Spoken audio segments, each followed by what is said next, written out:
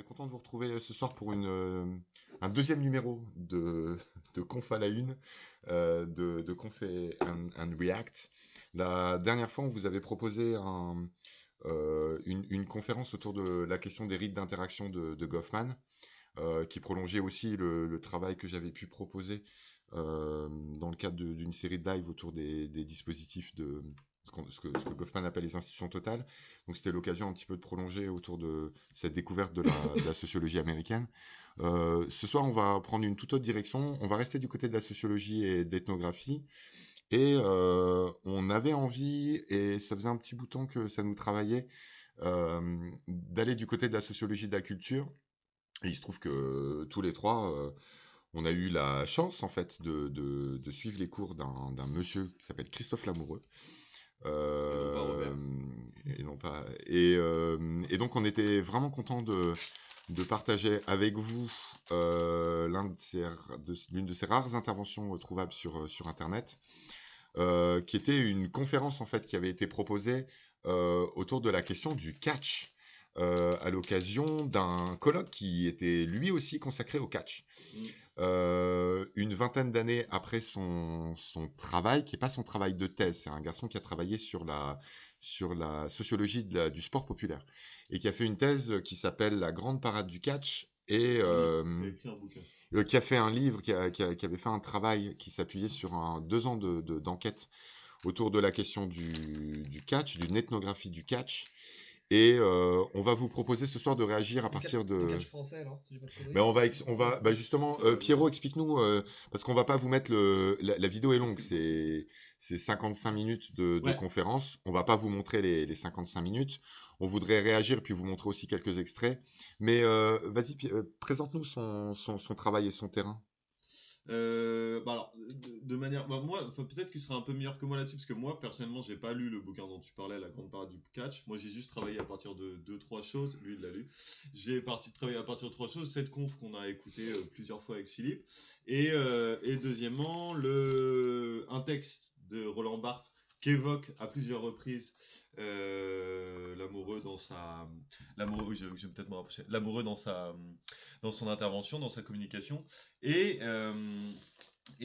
donc, ce qu'il présente, en fait, c'est un peu, au début de sa présentation, il nous parle un petit peu de son approche pour ce bouquin-là, et de son approche un peu de son approche ethnographique. Alors, il parle de plusieurs choses. Il dit, et d'ailleurs, il ellipse un peu le fait qu'il n'a pas forcément fait de questionnaire, mais qu'il a plus dû faire, donc, de questionnaires classiques, sociologiques, etc. En masse, il a vraiment fait de l'ethno, il a fait de l'observation participante, il est beaucoup allé dans plein de galas, parce que c'est comme ça qu'on appelle en France les compétitions de catch, c'est les galas de catch. Et donc il y a pas mal de galas auxquels il a participé à Paris et en province, et si je me trompe pas. Et donc c'est à partir de ça qu'il se base pour travailler. Donc il a travaillé à 20 ans, donc c'est 20 ans avant 2010, donc dans les années 90, je pense que c'est en fin d'année 85-90. Et donc, il rapporte tout ça dans son livre. Je sais pas, je pourrais pas mieux le dire. J'ai été très confus. Non, t'as été bien, t'as C'est été clair, bien. c'est clair. Ça a été bien. Voilà. Alors, effectivement, il y avait pour compléter cette présentation, il y avait une demande de l'éditeur. C'est-à-dire qu'on est sur un terrain, je crois que c'est 91-93 son terrain. Ouais, ok. Et ce qu'il faut savoir, c'est qu'au début des années 90, il y a eu un boom du catch, mais un boom télévisuel du catch. C'est-à-dire que pour les garçons de ma génération, enfin pour les jeunes gens de ma génération, dans les années 90, on se bouffait le mercredi après-midi et les après-midi Canal+, qui était en clair, de la World Wrestling Federation. Et donc, les gens de ma génération connaissaient absolument pas l'existence du catch, du catch en gala, Français, parce que là, français. tu parles de catch. Américain. Et nous, effectivement, on connaissait les retransmissions sur Canal+, des sessions de la WWF, donc du catch américain. Et l'éditeur avait plutôt fait une demande du côté de la réalisation d'une comparaison, en fait, entre le catch télévisuel et ce catch spectacle-là, français. Et autant dire que l'amoureux n'était pas forcément hyper fan de cette orientation-là, il tenait beaucoup à son terrain.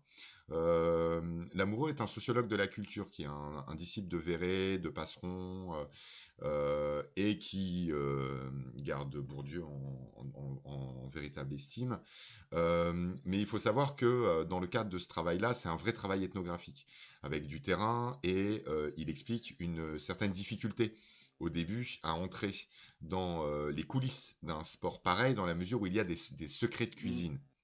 Ouais, il le dit bien, c'est vrai que Et c'est il y a une intéressant. difficulté en fait à pouvoir rentrer là-dedans, dans la mesure où dans le catch français, dans ce qu'il appelle les écuries de catch français, il y a un certain nombre de secrets qui sont plutôt bien gardés. En fait, il explique tout au début de la conférence son rapport avec son terrain, la construction de son terrain, et, euh, et un intérêt naissant mais plus tardif pour la question du catch américain, duquel on reparlera un petit peu sur la fin, parce qu'il y a sans doute des choses à aller chercher.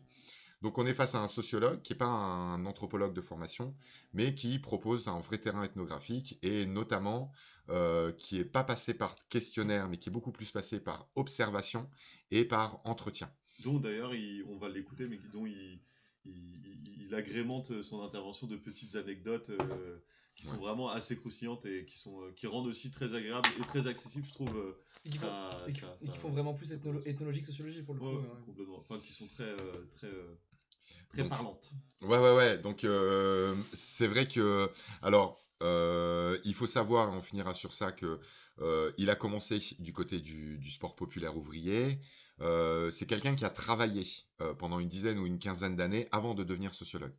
Il s'est lancé assez tard après sa rencontre avec Véret, si je me trompe pas, hein, du côté de la sociologie. Et il faut savoir que après ce travail autour du catch, il a gardé un terrain ethnographique, notamment dans le cadre du laboratoire qu'on appelle le laboratoire du sens, ici à Nantes.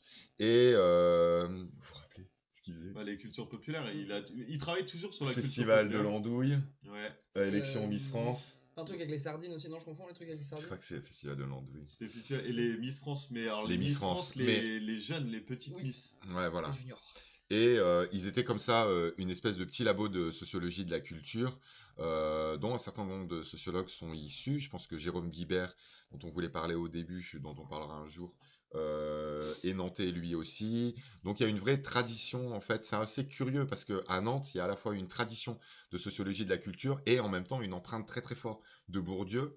Ça fait qu'il y a une espèce de tension dans ces labos-là entre ceux qui ont lu les Américains et qui font de l'ethnographie, et qui sont à donf sur ce qu'on a pu présenter la dernière fois, la Goffman ou Becker, et de l'autre côté des purs bourdieusiens, mais en même temps, le pur bourdieusien que nous on connaît bien, Lehmann, a Ouais. fait une ethnographie d'un orchestre et propose un vrai travail ethnographique. Donc on est vraiment à mi-chemin entre ces deux traditions, ce qui est assez intéressant en fait à suivre. On reprendra de toute façon différents Tout éléments au ça, fur et ouais. à mesure, On lance le mais premier extrait. on va se lancer un petit peu là-dedans. Donc on vous remet pas Je te mets à l'ombre. le début, euh, mais on va directement se promener du côté de la notion de chiquet.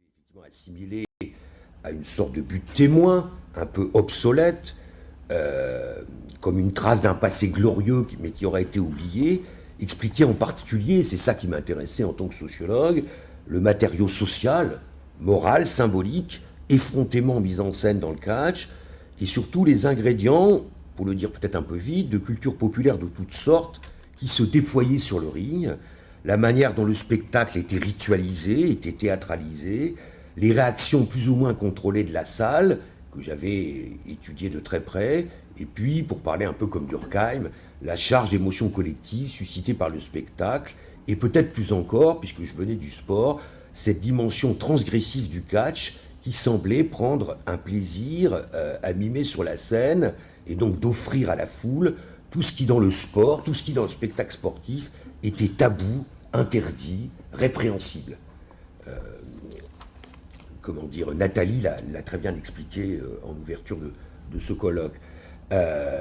Donc en somme, une déréglementation, voire une certaine anomie permise, contrôlée, un peu comme dans le carnaval, et surtout une mise en spectacle, on l'a dit, hyperbolique, excessive, dans laquelle, et c'est tant mieux, on ne savait jamais vraiment si c'était pour de faux ou pour de vrai. Bon.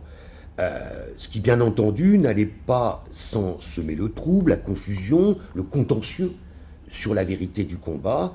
Et donc, un aspect qui m'intéressait beaucoup, c'est la croyance qui rendait possible, c'est un mot qu'on n'a pas encore prononcé, la participation au spectacle. Ce mot chiquet, sur lequel je consacre les premières pages de mon livre, qui n'est plus finalement de mise de prononcer aujourd'hui chez les aficionados, induisait de démonter la mécanique de la croyance dans ce sport-fiction qui, je crois, n'a plus le même sens aujourd'hui. J'en veux pour preuve la réflexion de ce jeune garçon de 12 ans que j'ai rencontré lors d'un gala à Angers, un petit gala en juillet 2010, et qui me confiait « Les gens vont bien au cinéma voir des effets spéciaux, ils ne partent pas pour autant de la salle en criant que tout est faux ». Ce qui m'a évidemment amené à pas mal réfléchir et à me dire finalement la question du chiquet n'est plus véritablement une question aujourd'hui. La troisième remarque, c'est évidemment la question de savoir ce que dit aujourd'hui la mythologie de ce monde où on catch, dont Barthes, incontournable référence, que je m'étais bien gardé de relire avant d'écrire. Je l'ai lu après. Bon, j'ai pas voulu le relire parce que c'est un peu écœurant de lire Barthes. Quand on a passé 2 ans, et on se dit, il n'a pas fait d'enquête et tout, et il dit tout, quoi. Bon, donc c'est un peu désespérant, même si je ne suis pas toujours d'accord avec lui. Peut-être que j'aurai le temps d'y revenir tout à l'heure. Donc Barthes avait évidemment proposé d'examiner les ressorts sémantiques, et moi j'avais essayé de mieux objectiver tout ça sous un angle peut-être plus ethnologique, en me servant d'une réflexion menée sur la culture sportive ouvrière, populaire, en particulier son goût prononcé pour le spectacle sportif. J'ai pas mal travaillé sur les spectateurs de foot, la fiction sociale que déploie le spectacle sportif, le divertissement physique aussi et acrobatique, et toutes sortes de cultures de scène, dont le cinéma, sur lequel je travaille depuis lors. Alors, un point relativement aveugle de mon étude, à mon avis pas assez traité, concernait, je le suggérais au début, précisément le rôle joué par la télévision, à partir duquel j'ai choisi un peu de centrer mon propos, sans doute parce que, sollicité par les journalistes qui me demandent des explications sur le renouveau du catch, ils veulent avoir des réponses toutes faites, en particulier chez les enfants et les jeunes adultes, j'ai été amené à retourner voir, je le précise avec mes enfants, qui depuis sont devenus vieux. Mes enfants, dans mon enquête, m'ont beaucoup aidé. Je suis retourné donc voir ces...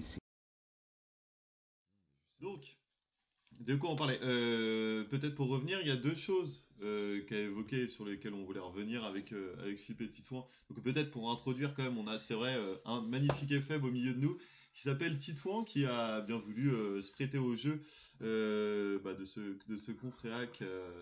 Confréac. Ça fait réaction, pas réactionnaire si possible. Donc voilà, donc là on écoute Christophe Lamoureux, sociologue, on le redit pour ceux qui sont arrivés en cours de route, notamment Néron. Merci beaucoup pour tous ces commentaires très, très agréables quant à nos physiques. Donc, pour revenir un petit peu, donc on va parler de catch ce soir et on va parler de l'étude qu'a fait Lamoureux sur le catch français. Et donc là, les premiers jalons qu'il pose, hein, c'est deux jalons. D'abord, qu'est-ce qu'on avait noté? D'abord, il pose le chiquet. Alors peut-être est-ce que tu peux revenir là-dessus, Philippe, sur cette notion de chiquet dans le catch, qui lui dit qu'elle n'a plus lieu d'être aujourd'hui, mais c'est quoi un peu le chiquet dans le catch? Comment on peut le définir, ce chiquet? Je pense qu'à ce niveau-là, et effectivement, ça vaut le coup de tout de suite placer la différence en fait entre l'appréhension française de cette notion-là et l'appréhension américaine.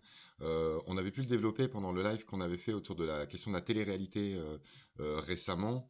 C'est-à-dire que c'est vrai que nous, on n'a pas ou assez peu ces émissions de télé-réalité américaines dans lesquelles c'est des acteurs, ils sont sur une espèce de scène et on a le mec, sa compagne, et un autre gars qui arrive sur scène, la compagne l'a trompé avec l'autre mec, les deux mecs se mettent des patates sur la scène, c'est une émission, c'est présenté comme une émission, tout le monde sait que c'est des acteurs, mais tout le monde kiffe et profite du spectacle.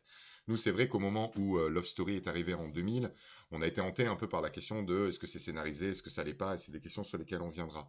Donc c'est vrai qu'appréhender le chiquet, c'est déjà comprendre la construction sociale en fait du chiquet. Et sans doute est-elle, peut-elle paraître pas complètement accessible aux gens de notre génération de la même façon. En revanche, on a entendu quand il évoque l'exemple de ce petit garçon de 12 ans qui lui explique, bah oui, on sait que c'est faux, mais les gens qui vont au cinéma, ils vont pas arrêter d'y aller s'ils savent que c'est des effets spéciaux, quoi. Il a un petit peu cette réflexion. Et donc là, on est sur l'espèce de crête de la crédulité. Qu'est-ce qui nous fait sortir d'un film?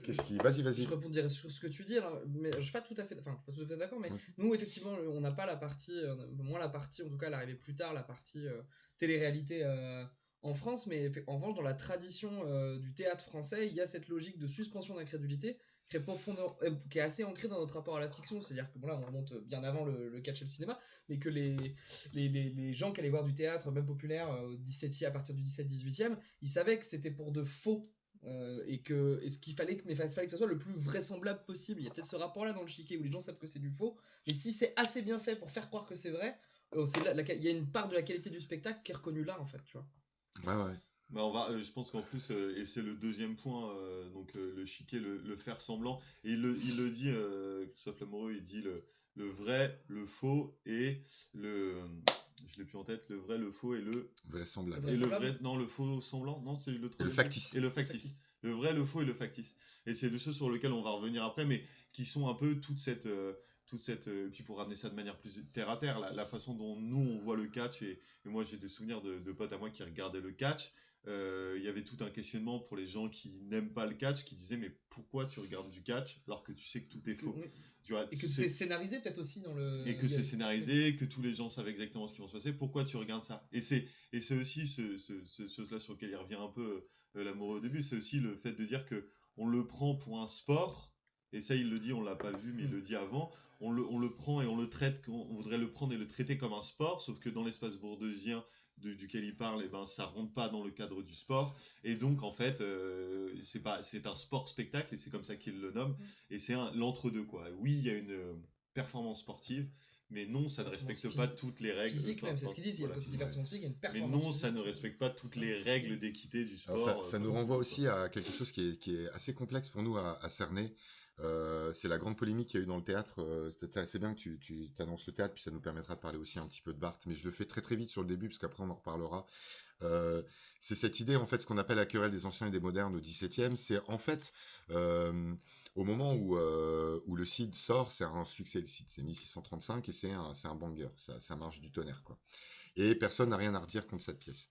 En fait, politiquement, on est en plein moment où on est en train de créer l'Académie française, et au moment où... Ça justifie l'Académie française, en plus. C'est le problème, c'est que l'Académie française va se construire contre Corneille, dans la mesure où Corneille a eu le malheur de dire « mon succès, je le dois qu'à moi seul ». Et là, Richelieu le roi dit « non, mon gars, on est en train de construire une société des écrivains, tu dis pas que tu dois tout à toi-même, quoi ». Et du coup, c'est assez intéressant, parce qu'on va construire, on va appeler l'ami Chaplin, on va lui dire « vas-y, tu nous fais des règles, et on va écrire comme ça », et c'est le début de la fonctionnalisation de l'écrivain en France, et c'est le début aussi de l'arrivée des règles classiques. Et ce qui est intéressant, en fait, c'est que nous, on croit que le Cid est irréaliste, et qu'il se passe trop de trucs dans la journée, et que donc du coup il faut changer ça pour le rendre plus crédible. Mais en fait, ils en avaient rien à branler de savoir si c'était réaliste ou pas. La question, c'est que ce soit vraisemblable. Ça veut dire qu'il y a un enchaînement nécessaire des événements qui soient calés sur une construction de type qui soient tous, qui respectent tous, donc c'est la vraisemblance intérieure et extérieure, qui respectent tous des caractéristiques données. Le problème, et ce qui n'était pas vraisemblable, c'est si le barbon de comédie se mettait à faire un acte de courage, ou si le jeune premier se mettait à être sage. Ça, c'est pas. Et ce qui veut dire qu'il y a une construction de la crédulité qui est quand même assez complexe dans la littérature française et de laquelle on est un peu éloigné. Et c'est le grand propos de Barthes, peut-être que le catch nous ramène à cet univers-là. l'univers des types et tout. Mais il faudrait aller un petit peu plus loin.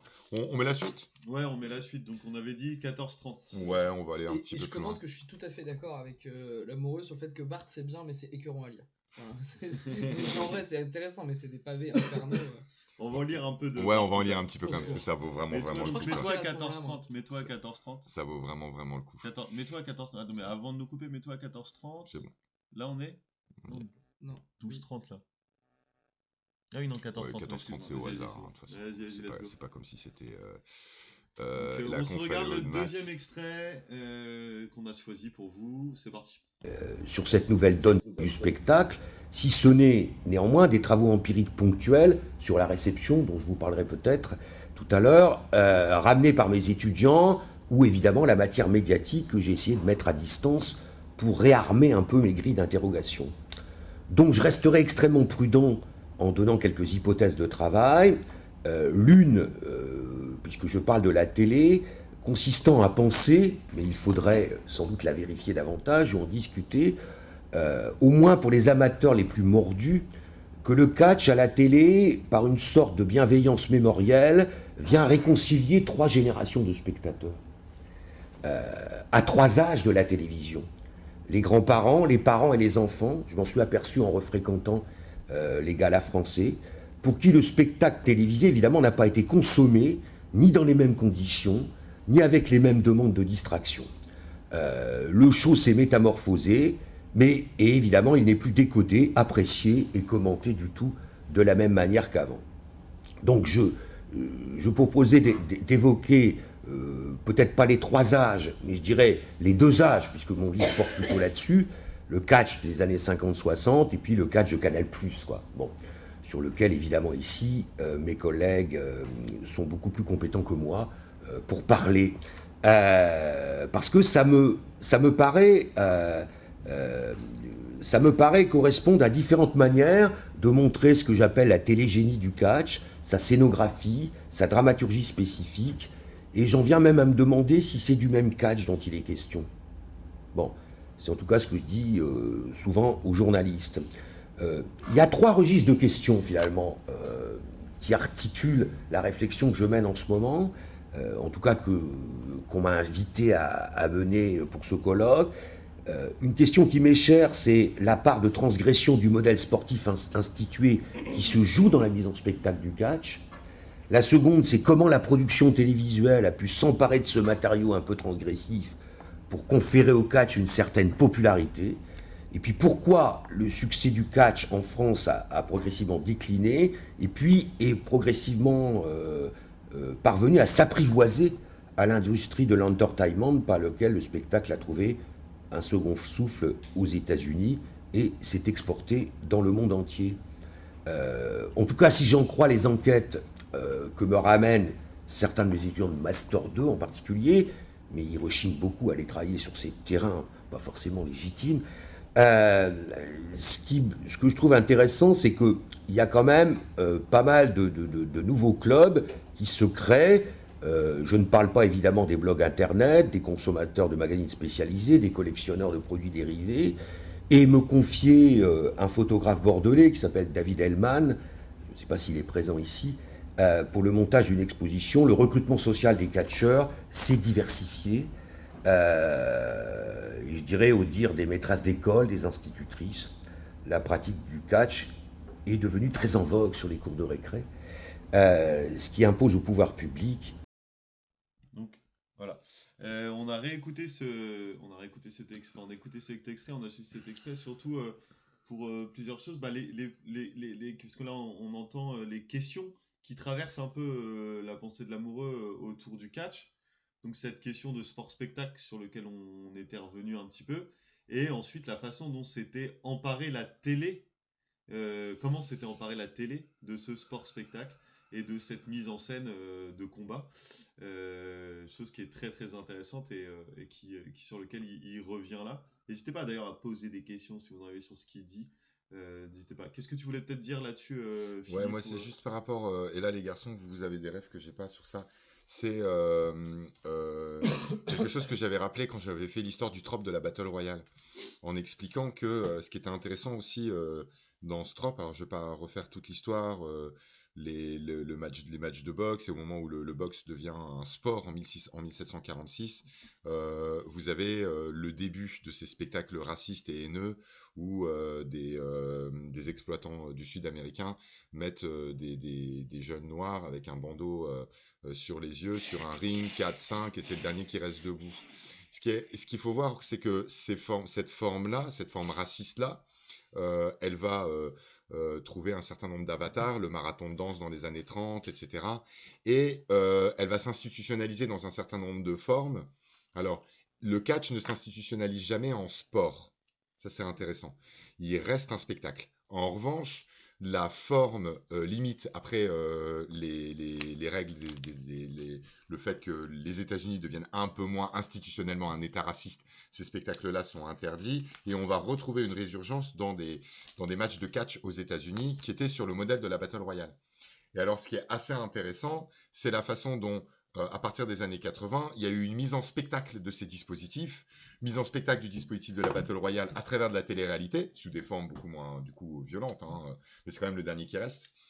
Mise en spectacle de ces formes-là, qui a donné lieu à un certain nombre, je sais pas, Apex, Fortnite, c'est de la Battle Royale. Oui, genre transposer un jeu vidéo. Ouais. Retransposer dans un jeu vidéo. Sur le Battle Royale, alors, j'ai pas d'explication de pourquoi le Battle Royale, le style de jeu de Battle Royale, avec notamment Fortnite, PUBG, là, ont connu leurs essors ces dernières années et l'ont encore un peu, même plutôt carrément.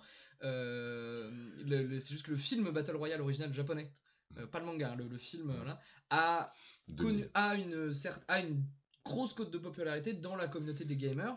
Donc et avec les gens qui ont grandi avec ça comme étant un repère populaire, communautaire, ils sont arrivés à être devenus des gens qui développent des jeux vidéo. Et donc en fait ils disent bah en fait c'est un Battle Royale, c'est un super mode de jeu vidéo à 100 joueurs en fait. 100 joueurs, le dernier qui reste, on gagne. C'est la logique du jeu vidéo, c'est le plus fort en haut. Tu vois que du coup quand on met en spectacle un dispositif dans un cadre télévisuel ou dans le cadre d'un jeu vidéo, on passe aussi à une autre forme. Ça veut dire que le catch à la télé, c'est pas pareil que se rendre avec mamie, papy, le week-end, à côté du village, pour aller regarder un gala de catch, quoi. Il y a un changement ontologique, il y a une rupture, en fait, quoi. Et c'est vrai que les catégories qu'on pourrait déployer pour essayer de comprendre ce qui se passe en termes de crédulité, d'influence du public, d'investissement, etc., par rapport à du catch, est sans doute différent de ce qui se passe par rapport à la télé. Mais, et on nuance tout de suite, et il va le dire assez vite, on va tout de suite le mettre là, le catch a été diffusé à l'ORTF dès les années 50. Donc en fait, il y a eu une saisie du dispositif catch assez vite par la télévision. Et c'est devenu une espèce de spectacle populaire, etc. Et donc, n'oubliez pas que la place de la télévision dans la mise en dispositif comment dire, de pratiques qui étaient déjà de l'ordre du spectacle, entraîne quelque chose d'un peu méta, en fait, qu'il faudrait aller voir. Mais on peut l'écouter peut-être sur ça, il va en parler de la télé et du catch. Et éventuellement, peut-être avant, on peut vous montrer un petit extrait de ce à quoi pouvait ressembler 1830. On peut vous montrer un petit extrait de ce à quoi pouvait ressembler le catch à la télé. Bah peut-être après qu'il nous ait cité les noms. Il cite les noms là, non? Ouais, grave, il va citer les noms. C'est là où il cite les noms? Ouais, il va citer les noms. Bah on va le laisser citer les noms parce que les noms ont une certaine saveur, hein. Vous allez voir, les noms sont très français, c'est du catch français, donc les noms ont une certaine saveur. Et on vous met ça, et puis juste après on regarde un extrait, on va enchaîner direct et on est parti. Comme un gala de gym par exemple, il vient des baraques foraines, il a été revivifié aux États-Unis. En France, on parlait jadis de la grande et vénérable tradition du chiquet. Et il a connu ses heures de gloire en France, en gros, au milieu des années 50 et jusqu'au, je dirais, au début des années 70, par le truchement de la télévision. Alors, le petit écran en noir et blanc, à chaîne unique, commençait à équiper les foyers, et les programmateurs semblent s'être régalés des combats de catch, impressionnants, facétieux, ou en couleur, même si c'était en noir et blanc. J'attire votre attention ici sur le fait que quand je vais interroger des gens qui ont à peu près la soixantaine aujourd'hui, ils évoquent souvent les noms des hauts lieux parisiens où se déroulaient ces manifestations, un peu comme on évoque les noms des vieux stades de foot. l'Élysée-Montmartre, la salle Wagram, le cirque d'hiver, la Mutualité, le Stadium, le Central. Une autre remarque sur laquelle j'ai pas mal travaillé dans mon livre, c'est qu'au milieu des années, en parcourant la presse, en faisant un travail sur les archives de presse, au milieu des années 50, on racontait d'ailleurs dans la presse que le catch avait même spolié la boxe de ses partisans qui jugeaient le noble art trop fade, trop ennuyant, pas assez intéressant. Alors, je ne vais pas ici faire l'inventaire parce que ça serait trop nostalgique de tous les noms, voire des frasques, les premiers catcheurs à l'écran, l'apparition de l'Ange Blanc par exemple, le lutteur masqué, dont personne, soi-disant, ne connaissait l'identité, les machinations du bourreau de Béthune, la témérité et la loyauté de Roger Benchimoul, les voltiges impérieuses du Petit Prince, le crâne chauve de Chéri Bibi, l'indolente puissante et la moustache débonnaire de Roger Delaporte, que j'avais rencontré, figure tutélaire de la postérité du catch français dans les années 70, et les autres vedettes du show au patronyme pour le moins franchouillard, Rigoulot, De Glane, qui était l'importateur du catch en France, du pancrace américain dans les années 30, Duranton, Mickey, Bollé, Leduc, bon ça sonne vraiment bien français. Leur physionomie était très ventripotente, leur tempérament pas très recommandable, et leurs prestations comptaient alors comme autant de morceaux de bravoure télégéniques dont les pionniers du reportage en direct se plaisaient à rappeler l'audace et le sens de la provocation. Ils entendaient, ces pionniers de la télé, que la distinction proposée par ce sport simulacre convenait assez bien à la magie inédite du spectacle télévisuel, ainsi, il faut bien le dire, à la relative incrédulité du regard des premiers spectateurs, en particulier celles et ceux des provinces françaises les plus reculées, qui étaient très avides de ces spectacles parisiens. La confusion entretenue entre le vrai, le faux et le factice est en effet un problème posé par la mise en scène télévisuelle. Et on pourrait dire que le catch est venu poser ce problème avec une particulière acuité. Est-ce que c'est un vrai ou un faux combat? Est-ce que le résultat est déjà fixé à l'avance? Les lutteurs s'administrent-ils de vrais coups? L'arbitre est-il partie prenante de la machination? Ce sont autant de questions qui alimentaient à dessein la polémique à propos du catch, même chez ceux qui affirmaient haut et fort ne pas être dupes. Autrement dit, pour que les divertissements adviennent, il faut créer, entretenir, diffuser le contentieux autour de la vérité du combat et surtout ne jamais dévoiler les secrets de la recette. Bon, ce qui fait que, un petit mot de méthode, l'enquête ethnographique. Voilà. Donc là, il vient de revenir sur c'est un truc intéressant et qui nous a bien fait rire, nous, à la réécoute, là. S'il fait tout un... Alors, il dit qu'il va pas faire un inventaire parce que ce serait trop nostalgique. Et il le fait, évidemment. Il fait finalement un inventaire de différents noms de catcheurs français de l'époque. Donc là, ce dont il parle, hein, c'est vraiment le catch qui revient dessus au début. Français des années 50, 60 jusqu'aux années 80, même si c'est moins actif. Enfin, ces personnes-là commencent à ne plus être là. Et donc, il parle de différents personnages, et notamment de l'Ange Blanc. Et l'Ange Blanc, ça tombe bien, parce que l'Ange Blanc, on voulait quand même vous montrer un extrait de l'Ange Blanc. Le catcheur au masque impénétrable qui... Attendez, comment on peut faire pour qu'il soit... Ah oui, c'est bon, je l'ai là. Il est là. Non. Attendez, hop. Donc il est là. Je vais le mettre au début et je vais le faire comme ça. C'est parti. Donc on regarde un extrait de l'Ange Blanc. Donc là c'est un résumé d'un combat. Et c'est résumé d'un combat et on le regarde tout de suite. Alors attends, je vais couper le son avant pour pas que vous ayez de doublons. C'est parti. Au masque impénétrable qui sous le nom de l'Ange Blanc est venu en ce bas monde pour châtier les méchants. Le méchant, en l'occurrence, s'appelle Delaporte et il est du bois dont on fait les chaînes, ce qui obligera l'Ange Blanc à déterrer la hache de guerre pour l'abattre.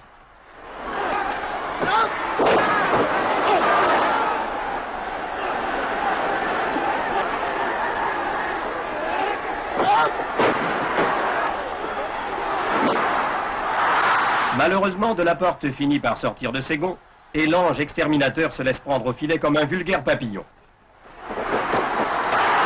Mais la justice immanente veille, Delaporte se fait coincer par l'arbitre, je veux dire disqualifié. Et l'ange blanc, avant de reprendre son vol, effleure la face du méchant de la caresse du pardon.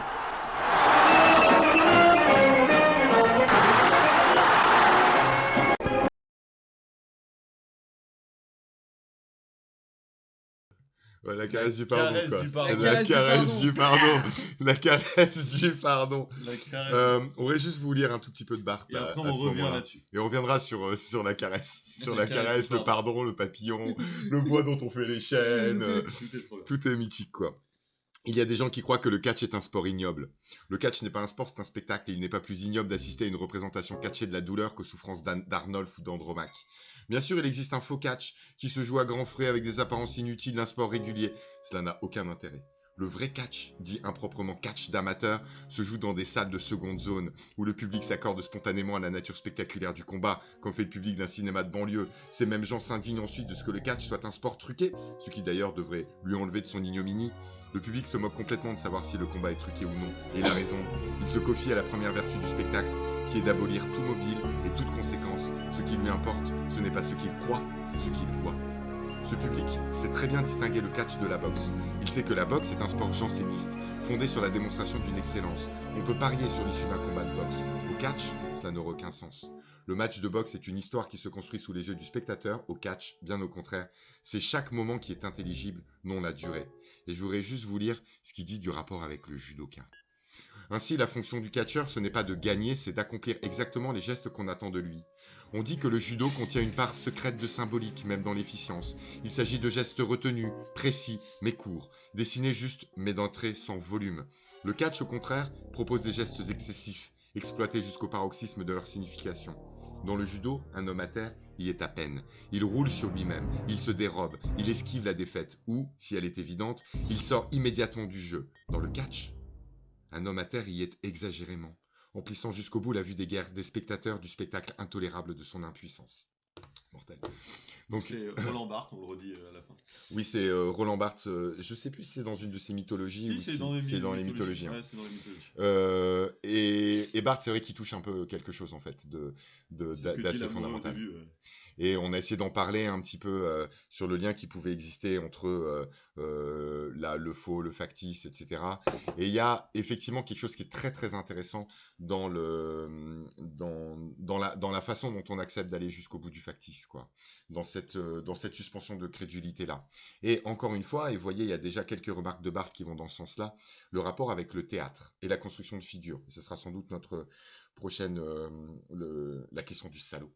La question du salaud. Ouais. Alors avant peut-être pour revenir, parce qu'on a quand même vu le catch à la télévision, dont par le truchement de la télévision, comme dit Christophe Lamoureux, et qui me semble moi, super intéressant, c'est la façon dont, voilà, c'est ce qu'il dit, déjà la télévision est quelque chose qui met en scène la réalité, et là la télévision met en scène une réalité qui est déjà mise en scène, donc le catch. Donc on regarde, c'est une espèce de, comment on appelle ça là, une mise en abîme, une mise en abîme de mise en scène. Et moi, ce qui me fait toujours marrer et ce qui m'intéresse toujours quand on regarde du catch à la télévision, alors ça marche tout aussi bien sur le catch américain de Canal+, ou qu'on peut voir aujourd'hui, que sur le catch là de l'époque, catch français qui passait à la télévision, c'est le premier degré du commentateur. C'est-à-dire que le commentateur, là, quand il nous fait le résumé du match, il nous fait le résumé du match comme s'il y avait vraiment eu combat. Il adhère à l'histoire en fait. Enfin, il est plus en mode narrateur que présentateur de télé. Ouais. Comme c'est les jeux de mots à la con, mais en même temps c'est l'ange blanc qui va affronter la porte qui sort de ses gonds. Enfin, t'es vraiment cette espèce de mini-roman d'aventure des années 50-60 qui est un peu pulp et tout. C'est drôle quoi. Enfin, et puis c'est-à-dire qu'il rentre dans le jeu. C'est-à-dire qu'il est pas en train d'expliquer que le catch c'est une mise en scène. Non, il décrit ça comme si on disait tout à l'heure, c'est à l'entre-deux entre sport et spectacle, ce qui est le titre de Lamoureux. Et là on est clairement du côté spectacle parce qu'un commentateur de sport il aurait dit bon bah c'est Michel Tartampion qui a affronté, tu vois, il aurait fait un côté plus technique comme un commentateur de foot commente un match en disant bon bah il y a eu 3-2 pour Lyon sur Lens, il y a le meilleur joueur c'était un tel, il y a eu X passe, etc. Là il est pas du tout dans le truc technique, etc. Il est vraiment dans le récit, dans la mythification même du match, quoi. C'est marrant. Oui, il lui dit, il lui en veut, qu'est-ce qui se passe. Il affronte un méchant, il y a un gentil, il y a un méchant. Il y a un gentil et un méchant. On reviendra un peu là-dessus, mais oui, le salaud, la figure du salaud et tout. Et il parle aussi, là c'est un truc que Bart aussi dit dans son texte et qui est intéressant, c'est la justice immanente. C'est-à-dire qu'en fait, il vient rendre, l'ange blanc vient rendre la justice immanente. Donc il vient La caresse rendre du pardon. justice. Et ça, Bart l'explique un petit peu dans son texte. C'est-à-dire que un des grands trucs du catch, c'est ça. C'est que il y a des gentils, des méchants, il y a une figure de salaud sur laquelle on reviendra, et il y a la personne qui va ramener cette espèce de justice, c'est-à-dire que le méchant va se faire punir. Et là, quand tu te fais punir au catch, c'est tu te prends un grand coup dans la gueule, gratos, et tu tombes à terre, quoi. Et puis juste pour finir, et quand tu tombes à terre, et ça c'est le truc de Bart sur le judo, c'est-à-dire que quand tu tombes à terre et que tu as un catcheur, tu vas pas chercher à te relever directement pour retourner combattre comme ferait n'importe quelle personne dans un sport. Non, tu vas rester à terre, montrer que tu es à terre, montrer que tu es dans le mal comme ça, à la limite, si tu peux baver un peu de trucs, tu baves, et tu vas jusqu'au bout parce que tu es voilà, dans la temps. Et je sais pas si Néron, je le phraserais pas comme ça, ça donne du réel au spectacle. Pour moi, c'est plus ça légitime le spectacle en tant que spectacle en fait. Ça légitime que c'est une fiction, enfin ça légitime le côté c'est une fiction, c'est vraiment deux personnages. Moi, je le vois plus comme ça. Après, on est dans une figure de style traditionnel qu'on appelle la prosopopée, où on anime des idées. C'est la vérité qui discute avec la justice. Et c'est des pièces de théâtre comme ça du XVIe siècle français dans lequel vous aviez la vérité, la justice, le droit, et on a la vérité qui discute avec la justice, etc. Des incarnations totales d'idées, quoi. Et il y a un petit peu de ça. Et alors, Bart, il dit quelque chose qui est assez intéressant. Il dit que si du côté du français, on est du côté de l'incarnation de valeurs, le salos, la justice, etc., il explique que du côté américain, on est plutôt dans des incarnations politiques. Le communiste, le terroriste, et donc effectivement, il n'y a sans doute pas la même répartition de rôle des deux côtés, et il y a sans doute quelque chose et qu'il faudrait retrouver dans une origine du théâtre à ce niveau-là. Hein. Alors c'est à la fois dans l'histoire sur le théâtre, il y a le côté l'histoire qu'on a du théâtre italien avec les personnages ultra la colère, Harpagon, la colère, etc. qu'on a dans le théâtre classique français, où les personnages, au-delà d'être des valeurs, c'est des rôles types qui ont des fonctions. Exactement. Il y a le jeune premier, il y a la belle, il y a la marâtre, il y a la jeune première, il y a le grand-père colérique, puis après on est tous chez les Molières et tout avec les caractères, tu vois, l'avare, le misanthrope et tout un temps. Exactement. C'est de ça dont parle d'ailleurs Bart au tout début de son texte, c'est un peu le fait que les gens incarnent des rôles types.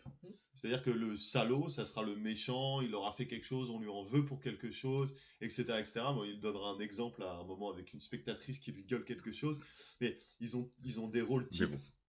Ils ont des rôles types et ils ont des rôles assumés de A à Z en l'argent. Voilà, mais par exemple, le filon, c'est ça, rigole, c'est ça, la figure du voleur, du méchant, du salaud, rend l'argent, etc.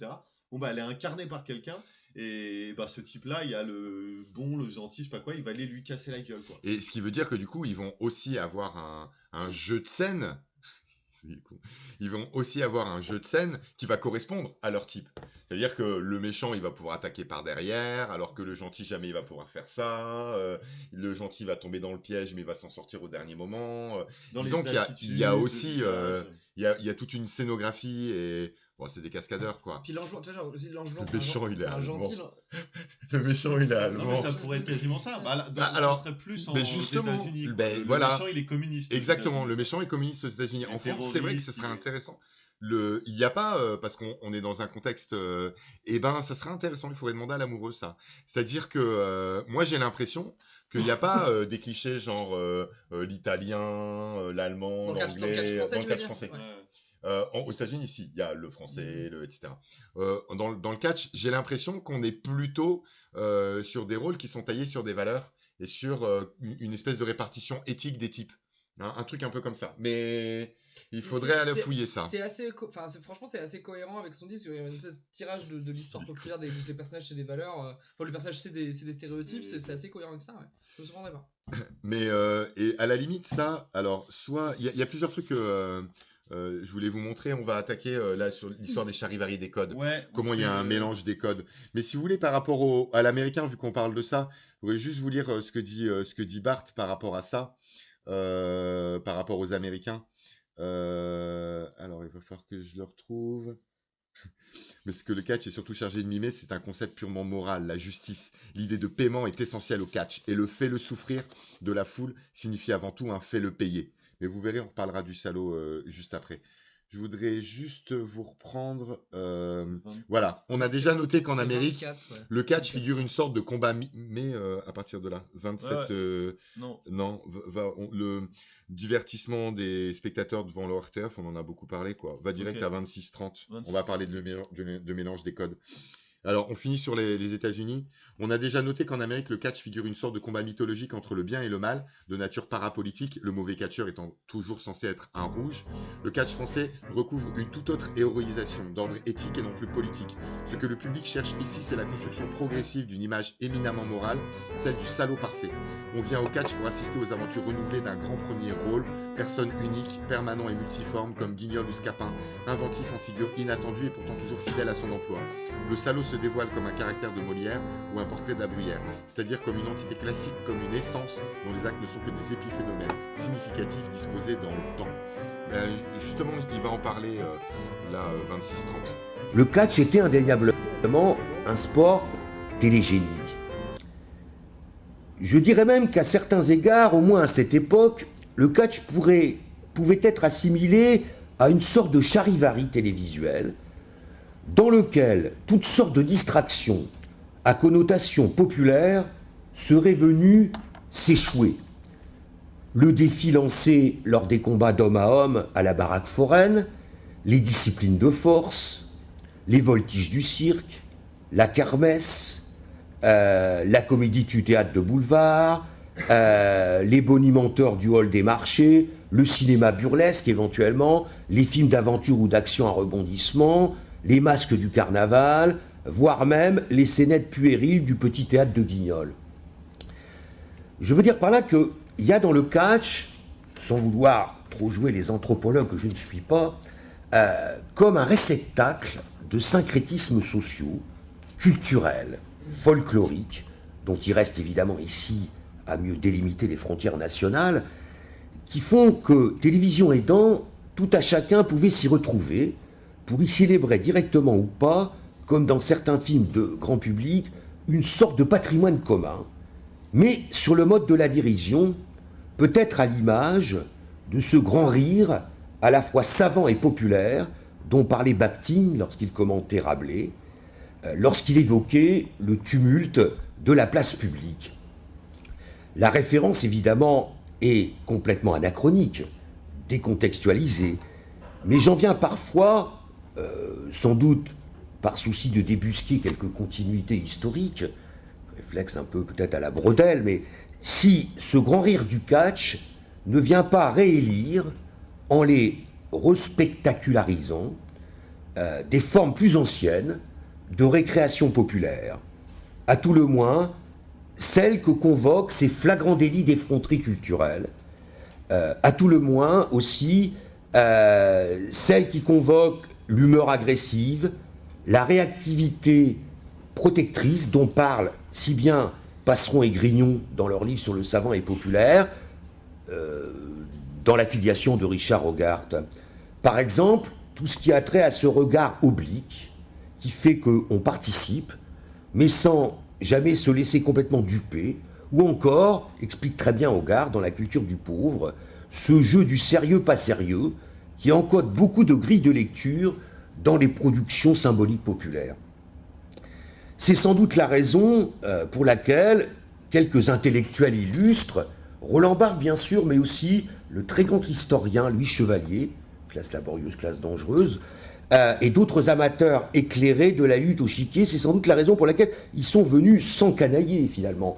Dans ces salles de seconde zone, ils se sont laissés prendre au jeu truqué du catch, à la lecture de la subtilité et des signes, à l'œuvre dans la mécanique du chiquet.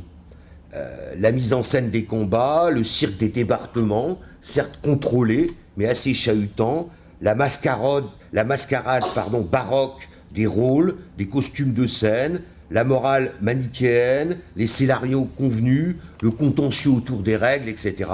etc. Alors, malheureusement, Néron révèle par son message notre propre mise en scène, hein, notre propre mise en scène de notre sérieux et de notre voilà. Donc c'est du café, on boit du café, bien sûr qu'on boit du café, on fume des roulés, mais c'est des roulés bio. Voilà. C'est du CBD bio C'est local. du CBD bio. Bah oui, t'as vu qu'il y a un magasin de CBD qui a ouvert en bas de chez nous, Philippe. Rien à voir, mais voilà. Donc voilà, c'est du CBD bio local, hein, pris en bas, donc il y a rien, c'est l'eucalyptus, exactement, de l'eucalyptus. Donc voilà, donc notre mise en scène à nous, hein, notre petite mise en scène à nous, notre petit truc a été découverte. À nous de découvrir maintenant la mise en scène du catch. On revient, voilà, je fais des vieilles transitions à la con comme ça, et je m'amuse un peu comme Christophe Lamoureux s'amuse des mots.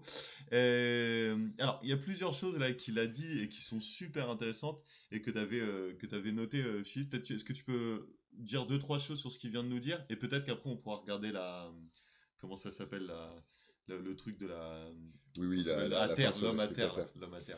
Ouais, il a cité Hogarth juste avant, donc il a écrit La culture du pauvre. Et nous, on a le souvenir d'un prof qu'on a eu ici qui s'appelle Philippe Masson, qui avait beaucoup travaillé sur Becker et qui avait évoqué quelque chose qui nous paraissait vraiment tout à fait pertinent et bien en phase avec ce que dit Lamoureux là. C'est cette idée de... on a tendance à... projeter une certaine vision du rapport du pauvre avec la télévision, et que la télévision ça abétit, que ça encadre les masses, le vin, le cirque, etc. quoi. Et Hogarth c'est un sociologue anglais qui a fait un gros travail d'ethnographie auquel la traduction de Bourdieu et de Passeron rend assez peu justice d'ailleurs, parce qu'ils l'ont un peu tiré de leur côté. Mais qui reste très intéressant. Ouais, non, culture du pauvre, hein. Et donc le livre s'appelle La culture du pauvre et raconte bien en fait un certain nombre de scènes. Il y a vraiment de la sociologie tout en observation, et notamment ces scènes de ces familles devant la télévision qui en fait la regardent pas. De Leeds, je me rappelle plus où c'était. Non, si c'est Leeds, c'est dans des Et il raconte le fait qu'on regarde pas la télévision, tout est en biais. Il a une expression comme ça, c'est lui, Lamoureux, il parle du jeu de sérieux, pas sérieux. On le regarde en biais, on se moque un petit peu des costumes de ces gens-là, on n'écoute pas vraiment ce qu'ils racontent, c'est une toile de fond, on est bien loin de ça en fait. Et c'est vrai que là, il y a quelque chose qui essaye de reconstruire Lamoureux du côté d'une vraie identité d'une culture populaire en fait, et qu'on avait nous quand on était gamin aussi, quoi, que ce soit devant un match de foot ou ailleurs, ce regard de biais en fait. Et donc du coup, peut-être qu'on se plante aussi vis-à-vis de cette question de la crédulité, de l'incrédulité. Peut-être que le problème, il n'est pas forcément là, quoi. Et on voudrait vous faire écouter justement une série de réactions. Peut-être qu'avant, on peut remettre Zitrone sur la fin avant d'attaquer les spectateurs et tout. Ouais, complètement, oui. C'est ce que on peut mettre un petit passage Zitrone pour conclure un petit peu. Zitrone qui est un vieux présentateur, enfin qui est mort maintenant, mais qui était un présentateur télé genre vedette des années 70. Ouais, mais que moi j'ai connu aussi un petit peu, en fait, qui présentait Interville sur la fin et qui est quelqu'un qui notamment Monsieur faisait... avec des grosses lunettes, des exactement, bouteilles, ouais. Et qui présentait surtout, qui était très connu pour les commentaires qu'il faisait des mariages princiers, ou des... etc. Il faisait le 14 juillet, quoi. Il faisait le 14 juillet, c'est ce type d'orateur-là. De mémoire, il y a vraiment des extraits de lui en train de commenter des mariages princiers de la famille de Suède, anglaise, etc. En France, c'est lui qui faisait ses commentaires, qui faisait ces réacteurs-là déjà. Exactement. Et on voudrait vous faire écouter, et du coup, c'est deux mondes qui se croisent aussi, quoi. C'est-à-dire qu'on ne sait jamais comment ils se placent, ces présentateurs-là. Ouais, c'est un bourgeois Zitrone, quoi. Mais il a une espèce de... il est dedans, quoi. Et quand vous allez l'entendre, là, le bourreau de Béthune contre le duc, là. Ouais, c'est ça. Écoutez ça. C'est la fin et c'est magnifique. Extrêmement dramatique. Et voici entrant, dans les deux coins opposés du ring de la salle Wagram, Gilbert le Duc, que vous reconnaîtrez au fait qu'il est habillé normalement, et le bourreau de Béthune. Voici le Duc. Voici le Duc.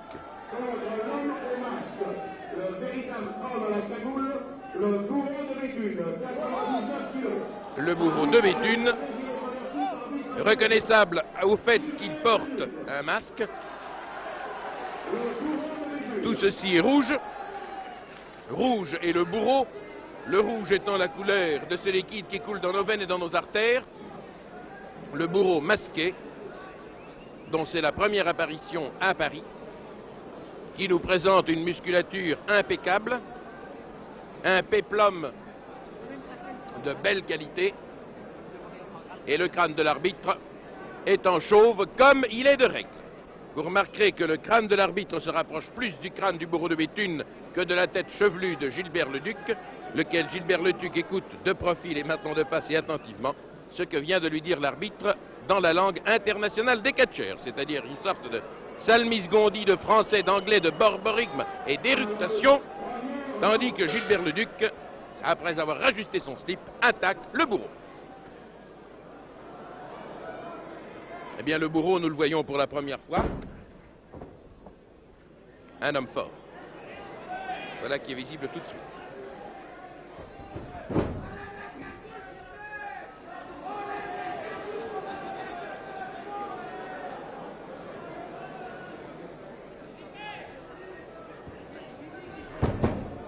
Un homme extrêmement puissant. Des bras énormes. En avant, je pense qu'il va pouvoir reprendre, mais ça va être extrêmement dur pour lui maintenant. Bien sûr.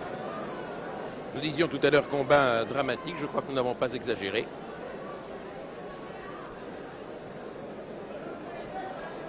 Quoi que l'on puisse penser du catch, quelque opinion que l'on puisse avoir du catch, je vous demande, mesdames et messieurs, d'avoir en cet instant même le respect de la souffrance humaine, de l'homme qui saigne, de l'homme dont je ne puis détacher mon regard.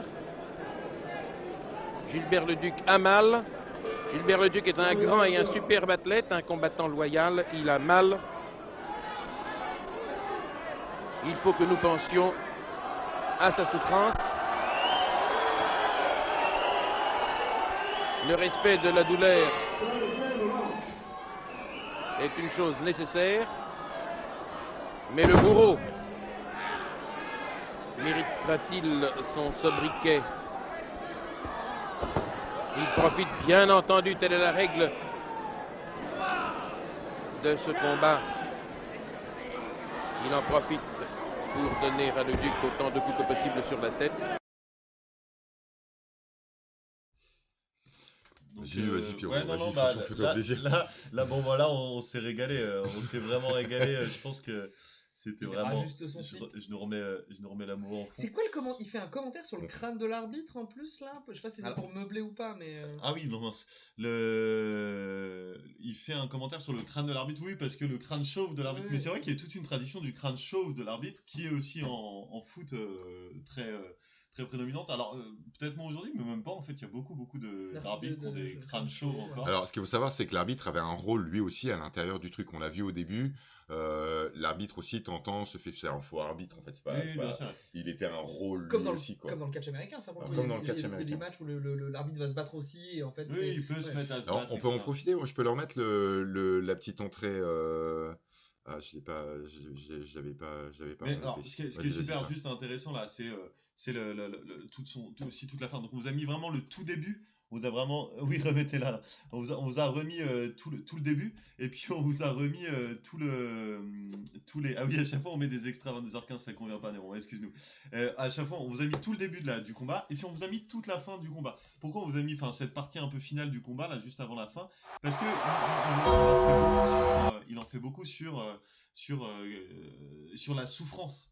Et c'est ce dont on parlait tout à l'heure, et ce dont parle Bart aussi, et ce dont parle l'amoureux. C'est-à-dire que au judo, quand on tombe, c'est ce que disait Bart, on tombe et on se relève vite. Et je reviens pour la deuxième fois dessus, mais alors que là, on a tout un truc où on en met beaucoup sur la souffrance. Et en plus, là, il arrive et il l'a fait premier degré cette souffrance. C'est-à-dire qu'il dit, on peut penser ce qu'on veut du catch. Et sa phrase, elle est extraordinaire. On peut penser ce qu'on veut de ce sport, du catch, etc. Il faut respecter la souffrance. Mais c'est marrant, Néron, que tu parles de CR7. C'est-à-dire, on pourrait réfléchir, par exemple, au niveau du foot, il y a quelque chose qui est très intéressant qui se passe au milieu des années 90, c'est les choix de Canal+, au moment où ils décident vraiment de mettre les moyens sur du foot, et les choix qu'ils prennent en fait. C'est-à-dire que ce qu'on nous montre en ralenti, c'est l'invention de la loupe, par exemple. C'est-à-dire que nous, le kiff, quand on va dans un stade, c'est de voir les lignes d'en haut, de voir comment ça... Alors que ce qu'a choisi cinématographiquement Canal+, de mettre en place, c'est les ralentis sur les gros tacles, les gouttes de sueur qui tombent. Donc de toute façon, ça serait intéressant, on en a parlé tout à l'heure, face à ces sports qui sont tous un peu... Enfin, ces sports-là qui sont quand même un peu des sports spectacles, quels ont été les choix télévisuels pour aller soit dans le sort du spectacle, soit à l'inverse, que ce soit sur Twitch ou alors...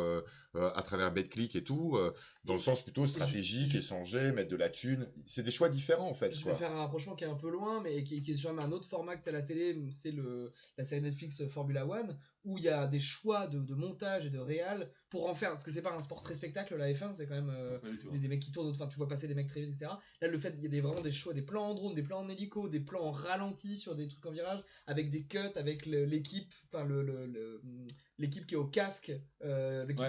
qui est dans le micro-casque des pilotes, ce qu'on n'a jamais en spectateur Ah, classique. tu l'entends, mais là, ils en font des résumés. Voilà, etc. ils en font des, puis ils en jouent, il y a un vrai dialogue entre l'équipe et tout. Il y a une spectacularisation d'un sport qui l'est pas du tout, pour le coup. Ouais, grave. Alors, Ah bah. je reviens juste sur ce que dit Néron, parce que il parle d'une émission qu'on avait faite avec Néron, une émission très intéressante qu'on avait faite dans le cadre de nos émissions La Mémoire d'éléphant, quand on les faisait sur Twitch l'année dernière. On avait fait une émission avec un gars qui justement s'était intéressé au foot et la manière de filmer le football et l'évolution de la manière de filmer le football. Et du plan cam, ouais, je veux bien que tu la mettes si tu Ouais, l'as. je vais demander le lien. Et donc, il y a toute une évolution là, de ce que tu disais. Et en fait aussi, ce dont il parlait, c'est la manière dont les joueurs jouent en fonction de l'évolution de la manière de filmer. Oui, un truc que mon daron il me disait C'est vrai. quand j'étais petit, c'était le Tour de France. Le Tour de France, maintenant, on a l'étape entière qui est filmée, alors qu'avant, les 3 premières heures de l'étape, elle n'était pas filmée. Ce qui faisait qu'en fait, les 3 premières heures de l'étape, les coureurs, ils chillaient de ouf. Enfin, déjà, ils faisaient des étapes moins longues, mais disons que la première heure et demie, tout le monde chillait dans le peloton parce que c'était pas filmé, on était tranquille, etc. Et tout le monde accélérait au moment où la course commençait à être filmée. Et donc, la fête de téléviser le sport avait un impact là carrément, c'était à rebours. Mais bon, on s'éloigne un petit peu. Après, Et il y a, cette il y a- émission est il y a super quand même intéressante. une vraie grande différence. Là, Bart, il le redit au niveau. Le match de boxe est une histoire qui se construit sous les yeux du spectateur. Au catch, bien au contraire, c'est chaque moment qui est intelligible, non la durée. Le spectateur ne s'intéresse pas à la montée d'une fortune, il attend l'image momentanée de certaines passions. Le catch exige donc une lecture immédiate des sens juxtaposés, etc. Moi, j'ai l'impression que un petit gamin aujourd'hui, mais même très très jeune, qui s'intéresse au foot, assez vite, et on les retrouve après sur les spaces d'après foot, là en ce moment sur Twitter, il va s'intéresser aux questions de tactique, au mercato, à la thune, etc. Il y a cette idée, en fait, le paradigme du pari, en fait. Et cette idée que, effectivement, un match se donne dans le temps et on devient un peu les stratèges du... On a le même rapport avec l'attaque des titans d'un côté ou avec la politique ou autre. On se met dans cette espèce de situation surplombante, d'analyste et tout, etc. Là, on est dans une position qui n'a rien à voir. Le but au catch, c'est pas de savoir qui va gagner à la fin, en fait. C'est ce moment-là, c'est une suite de moments, en fait, quoi. Et Ouais, c'est on vraiment un provoque film l'arrivée qu'on de ces regarde, quoi. moments-là. Ouais, C'est pas du tout la même c'est le vrai logique, côté quoi. spectacle du truc. Narration, Ouais. etc. ouais. À la limite, changeons juste de spectacle et ça nous permet aussi de changer d'ambiance. C'est Euh, pas grave, il n'y a pas de souci. On note bien ce que tu nous dis. On en prend note, on en prend note. on le met dans un petit On carnet. se remet la course. Attends. ah,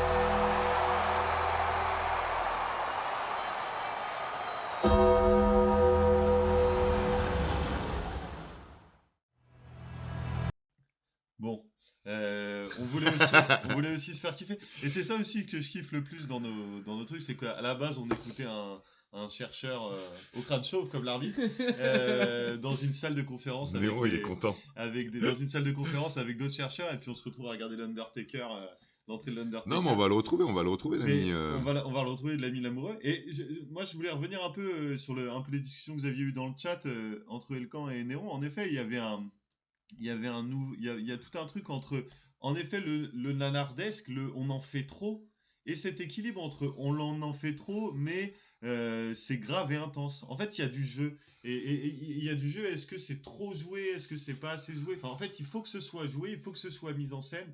Et peut-être que le catch américain a encore plus amené cette Ouais, mais mise moi, en scène. moi, il me dérange pas le surjeu américain, parce que comme je dis, c'est nanardesque, je suis d'accord. Mais Mais c'est plaisant. c'est assumé en fait, c'est pas pour se foutre de la. Enfin, tu vois, ils respectent. J'ai l'impression qu'ils respectent leur public en faisant ça, qu'ils respectent leur univers, qu'ils se respectent eux-mêmes. Et c'est voilà, c'est un peu des personnages de BD un peu nanar. Ouais, complètement. C'est mis en avant. Et en même temps, ça reste. Et en même temps, ça reste des mecs avec une énorme capacité physique, capables de prouesse technique et de contrôle sur leur corps et sur le corps de l'adversaire pour pas défoncer l'autre en mimant une immense action, un German suplex. Enfin, c'est costaud quoi. Alors après, en même temps, il Et à la limite, juste un petit instant, on a ce côté spectacle, mais il faut pas oublier que c'est une espèce de métier aussi. Ça veut dire qu'il y a toute cette vie en fait de ces acteurs-là qui passent d'un gala à un autre, en gros d'un parking de supermarché à un autre, dans une espèce de carrière professionnelle où ils se connaissent tous, ils s'arrangent au début, etc. Et c'est vrai que je voulais juste vous montrer un tout petit extrait d'un film qui est assez génial, Ah oui, c'est vrai. qui s'appelle The Wrestler avec Mickey Rourke. Et je trouvais que c'était intéressant là, dans la foulée de ce que tu viens de dire, de présenter un tout petit extrait. Et notamment cet extrait du début. Et on commentera vite fait. Il n'est pas traduit, mais c'est pas grave, on s'en sortira.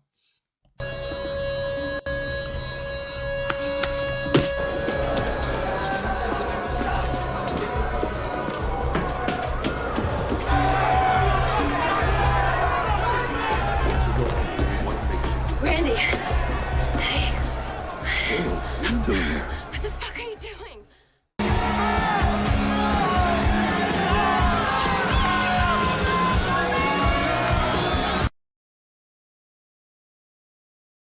Ouais, donc pour les gens qui ont arrêté les études avant 35 ans, on va traduire, comme ça a été dit dans le chat, on va traduire juste vite fait la scène et pour vous expliquer un peu la scène. Donc en fait, alors on reviendra juste après sur ce que tu dis, Elkan. Le catcheur là qui est là, qui est joué par Mickey Rourke. Mickey Rourke, et il discute avec sa copine. Et en fait, ce qui se passe, c'est qu'en fait, il est. Comment elle s'appelle d'ailleurs? J'ai plus le nom de l'actrice, mais celle que je vais attendre de Peter Parker dans les derniers Spider-Man. En fait, donc ce personnage-là discute avec une autre personnage qui se trouve être sa copine. Et en fait, lui, il vient d'avoir un malaise, un arrêt cardiaque, et donc du coup, il serait normal qu'il arrête sa carrière en fait.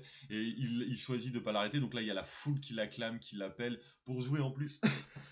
Contre un gars qui est affublé d'être le terroriste. Il a un drapeau. Ouais, lui, c'est l'Afghan ou le terroriste. Il a ce type-là, et alors que lui, il joue le gentil. Mais bon, au final, comme tu disais, Philippe, à la fin, ils vont boire des bières ensemble. Ouais, mais on voit leur vie, puis on voit que c'est dur aussi, c'est physique et tout. Ils sont vieux, ils continuent à faire ça. Tout cet questionnement autour de ça. Bon, bref, et donc, du coup, l'échange qu'il a avec sa copine est ultra intéressant parce qu'en fait, elle lui dit tu devrais arrête, pourquoi tu y retournes, etc. Enfin, en gros, c'est à peu près ça. Et il lui dit en fait, je dois y aller, je suis rien pour le monde. Mis à part ça, et elle lui dit si tu m'as moi je suis là, etc. Et lui il fait le choix d'y aller quoi. Et en fait ce qu'on se rigolait en plus Show must go on. Show must go on, et en plus ce dont on rigolait c'est le monde, je suis rien au monde mis à part ça, et en plus c'est être au monde dans des salles de 100 spectateurs, aller de supermarché en supermarché, enfin c'est pas non plus c'est pas non plus être la star de, t'es pas l'Undertaker non plus quoi.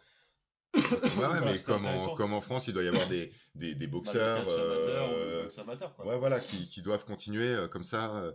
Et le monde des sosies, enfin voilà, tous ces gens-là, en fait, qui sont des professionnels de cette tournée-là, en fait. Oui, avec de la célébrité de seconde zone, je le dis pas péjorativement. C'est ça.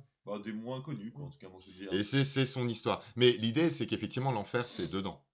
Enfin, l'enfer, c'est le monde, quoi, pour lui. Et c'est marrant, ce verbe anglais, là, to belong to, I belong there.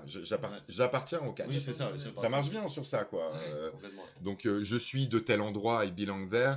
Là, il y a vraiment cette idée-là, quoi. On va juste vous montrer la suite de la conf. Ouais, on se fait la fin derrière de la conf ça. sur les spectateurs. Et donc, ah oui, Elkan, tu savais pas répondre sur le manga réellement, on connaît pas du tout.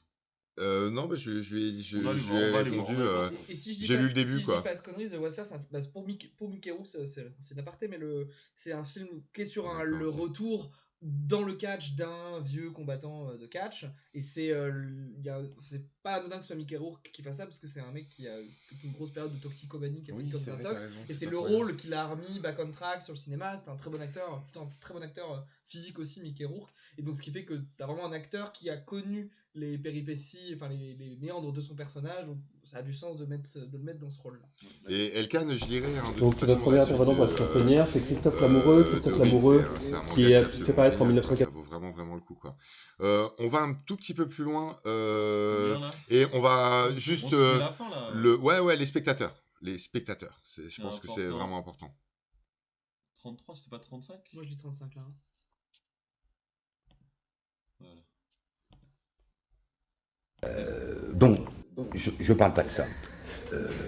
C'est toujours mon problème, je suis débordé par mon objet. Pardonnez-moi. je parlerai du déni de réalité si on me pose la question. Je voudrais en venir au public. Parce qu'en tant que sociologue, j'ai quand même des comptes à rendre sur la sociologie des publics et donc sur la sociologie de la réception. C'est quelque chose d'assez compliqué de travailler sur les publics du catch. On ne va pas passer des questionnaires, hein. C'est tout à fait redoutable. Donc il faut faire de l'observation ethnographique, discuter avec les gens, faire du travail même d'observation participante. Et on s'aperçoit assez vite que le public est une notion flottante.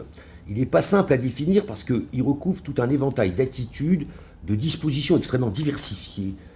Entre le spectateur un peu naïf, qui rit jaune, et le public plus complexe qui réclame que le show redouble d'intensité ou devienne déraisonnable, il y a toute une gamme de lectures possibles qui ne recoupent pas nécessairement des habitudes de réception qui seraient socialement identifiées, stabilisées une fois pour toutes.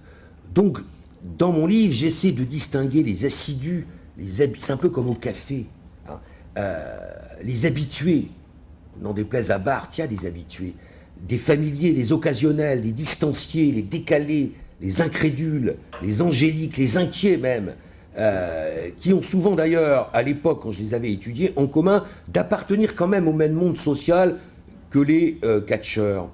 Je m'intéresse de plus en plus, évidemment, je ne suis pas le seul, à cette réception distanciée, au deuxième degré, comme on dit, dont on fait grand cas aujourd'hui à la télé et au cinéma.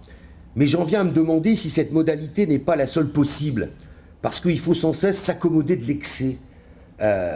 Et ça ne constitue pas, cette réception distanciée, l'apanage de quelque intellectuel dont je suis un peu fasciné, avide d'interprétations habiles ou demi-savantes, comme aurait dit Bourdieu. Par exemple, qu'est-ce que je dois penser de cette mère de famille assise au premier rang que j'avais observé lors d'un gala de catch en Bretagne et qui vociférait sans crier gare devant son mari et ses petits-enfants, tue-le, c'est une salope. Bon, à l'endroit d'un catcheur évidemment particulièrement méchant, fauteur de troubles, pris en flagrant délit de malversation alors que l'arbitre lui tournait volontairement le dos. Dans mon enquête, je disposais de tous les secrets de fabrication et je me suis surpris, et c'est ça que je trouve formidable au catch, à me laisser prendre au jeu, à me demander même dans les moments les plus déroutants, alors que le combat s'aventurait hors du cadre réglementaire du ring, jusque dans les vestiaires, ou en ce qui me concerne à la buvette, si les lutteurs continuaient à simuler ou ils se battaient pour de vrai. Ce qui m'avait amené d'ailleurs à parler du rituel Canada Dry, en paraphrasant Bourdieu, en me demandant si c'était pas ma propre croyance qui vacillait, si je ne finissais pas à un moment donné ou à un autre, entraîné par la participation, à devenir le dindon de la farce, à l'issue de mon plein gré, quoi, aurait dit Richard Virenque. Peut-être aurons-nous le temps de discuter de cette réception au deuxième, parce que le troisième, je ne sais pas s'il y en a un. Je voudrais peut-être, pour me résumer, mettre en avant 5 éléments d'analyse qui me permettent d'expliquer comment fonctionne socialement le spectacle et pourquoi il doit savoir, me semble-t-il, se renouveler, s'adapter. Le premier élément, c'est presque un truisme maintenant de le dire, la mise en scène se présente comme un spectacle de l'excès. Le deuxième élément, c'est que la ritualité joue comme une médiatrice de transgression. Le troisième élément, c'est que le corps est agi et exhibé comme un réceptacle de la souffrance. Le quatrième, c'est que le contentieux est utilisé comme un opérateur symbolique, moral. Et le cinquième, le stéréotype qui fonctionne comme un intégrateur socio-culturel, plus ou moins élargi aujourd'hui. Voilà, me semble-t-il, 5 clés qui permettent peut-être de mieux entrer dans le spectacle. Un mot quand même de conclusion, si j'ai encore le temps.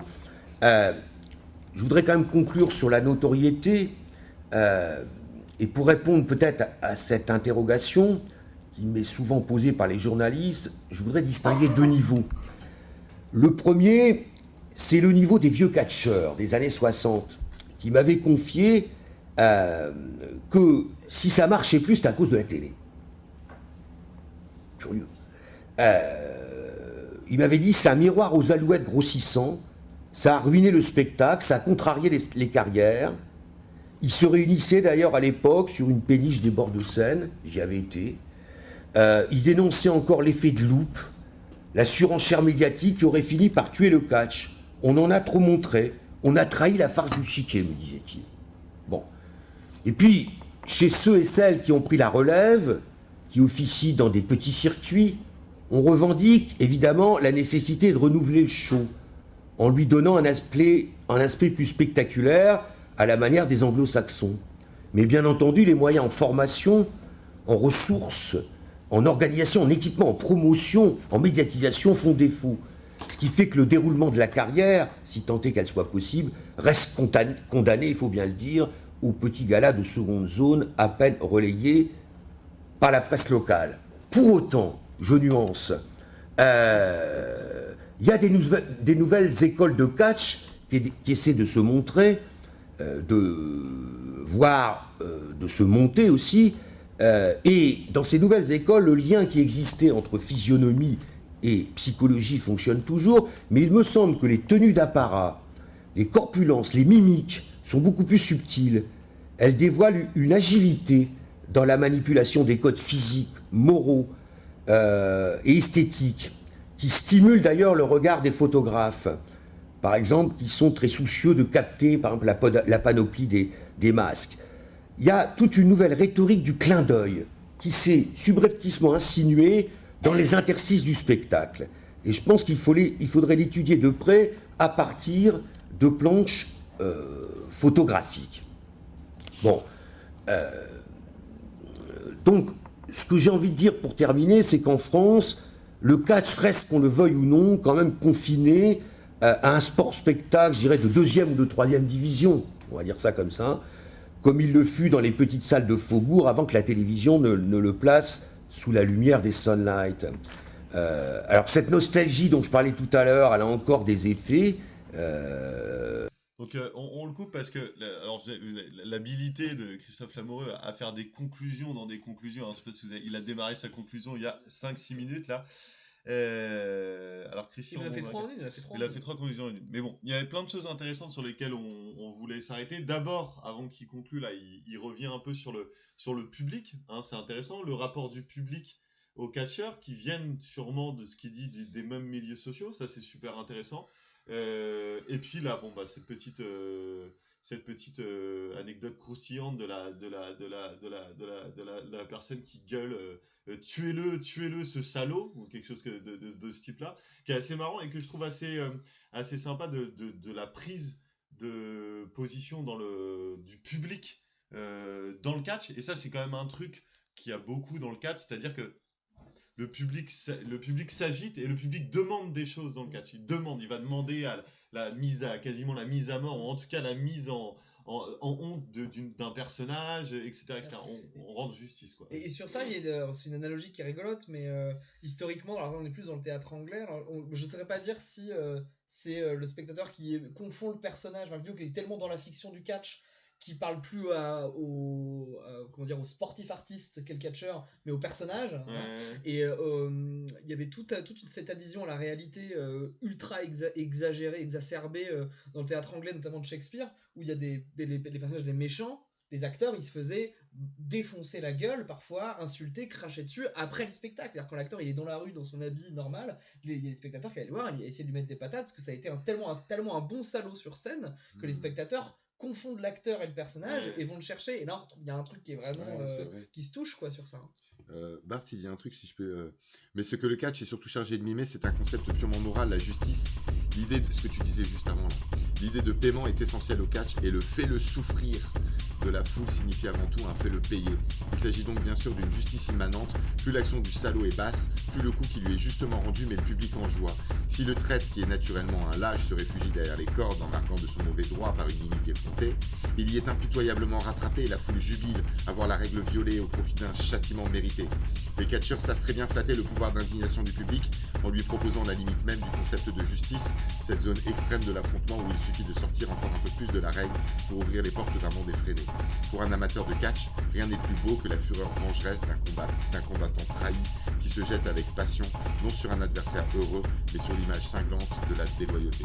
Ouais, il y a un truc un peu comme ça qui raconte bien, quoi. Moi, je suis d'accord, c'est cette question de l'identification. Moi, j'ai jamais cru dans des problématiques littéraires, on s'identifie à tel personnage et tout.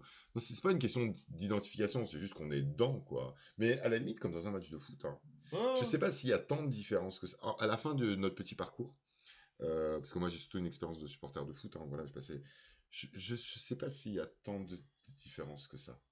Sur c'est-à-dire, nous aussi, on insulte le gardien. Et l'arbitre surtout. Et l'arbitre. Et de toute façon, c'est parce que le foot est aussi totalement La question, c'est que c'est injuste. Quand il n'y a pas pénalty pour nous, c'est injuste. Tout est retraduit dans les limites du droit. Et on finit par être dedans. Et c'est dans le corps, c'est électrique et tout, etc. Je sais pas, en fait.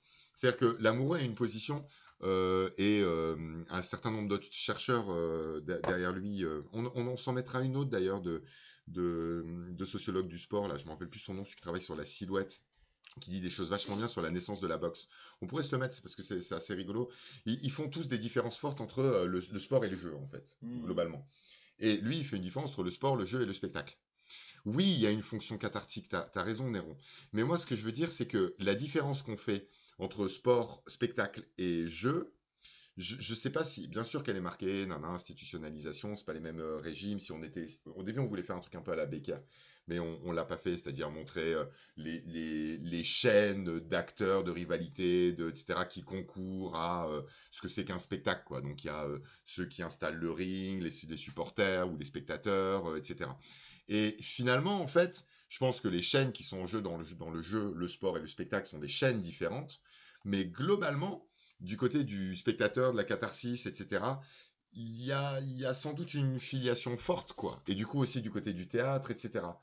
On gagnerait peut-être en fait à repenser dans les mêmes catégories ces différentes pratiques. Mais je sais pas. Je m'avance peut-être beaucoup, mais j'ai l'impression que ce qui les différencie plus, c'est leur place dans la hiérarchie culturelle. C'est-à-dire quel crédit, voilà, quelle distinction leur donne la société. Aujourd'hui, c'est plus bourgeois, mais ça fait mieux grande société d'aller voir une pièce d'opéra que d'aller à un match de foot où ça fait prolo. Je dis ça en Italie, quand il y a un opéra, les gens ils gueulent avec le chanteur. Il y a eu un truc comme ça. Il y a Verdi, il avait écrit un opéra avec un si.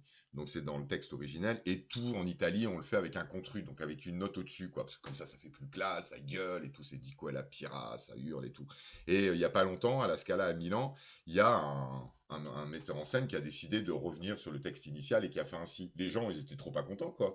Et nous, il y a que nous qu'on va à l'opéra avec des petits costumes et tout, etc. L'opéra, c'est Mozart, il a écrit en allemand parce que c'était un spectacle populaire, quoi. Je sais pas en fait si les distinctions qu'on fait, elles sont pas juste de l'ordre de la distinction. Et si en fait il n'y a pas quelque chose de l'ordre d'une filiation commune en fait entre les spectacles de battleurs au Moyen-Âge et jusqu'aux matchs de catch, des matchs de basket.